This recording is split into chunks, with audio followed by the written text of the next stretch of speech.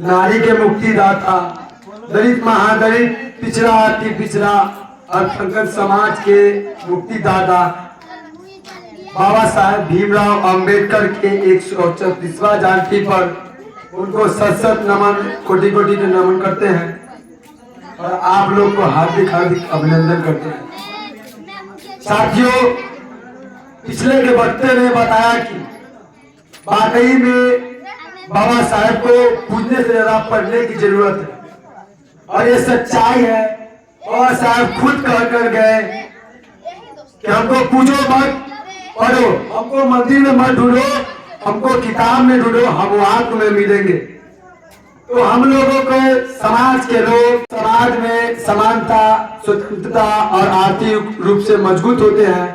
वो लोग अच्छे गाड़ी बंगले कपड़े पहनकर, जो अंतिम पायदान के लोग हैं, जो लोग के पास शिक्षा नहीं पहुंच रहे, उन लोगों के लिए सुरक्षा प्रदान नहीं करते। वो लोग अपने आप में एक राजा समझते हैं, अपने आप को बाहुबली समझते हैं।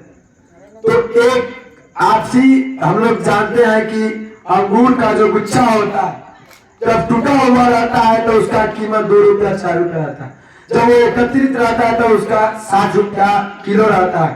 तो ये प्रतीक है कि समाज के लोग एक रहेंगे, एकत्रित रहेंगे तो हम लोगों को कोई तोड़ नहीं सकता है, हम लोग को कोई मरोड़ नहीं सकता है, न हमारे वातावरण को, न हमारे युवा साथी को, न हमारे गार्जियन स्वरूप किसी बड़े बुजुर्ग लोग को कोई आंख तक नहीं दिखाएगा। इसीलिए एक शायरी हम कहेंगे, कभी फुर्सत मिले तो पढ़ना मुझे, संविधान हूँ मैं, भारत का संविधान हूँ। और आज यहाँ पे जयंती के व्यवस्थापक जो लोग हैं उनको हम तहे दिल से धन्यवाद देंगे कि लगातार 4 वर्षों से इस मलकौनी के धरती पर बाबा साहेब के विचारधारा को जन जन लोगों तक फैलाने का काम कर रहे हैं।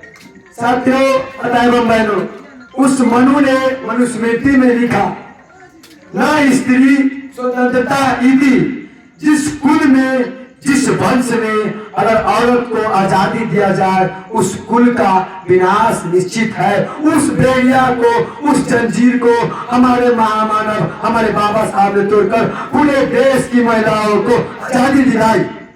ऐसे थे हमारे बाबा साहब जिन्होंने हर एक काम किया और उसको आजादी दिला।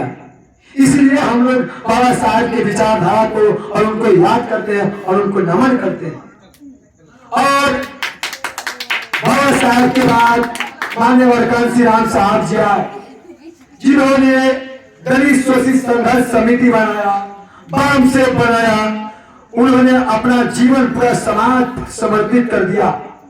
इस समाज तो पढ़ लिख लिया, जो लोग पढ़े लिखे हैं, जो लोग अनपढ़ हैं, उन तक विचारधारा बाबा साहब तक कैसे पहुंचे।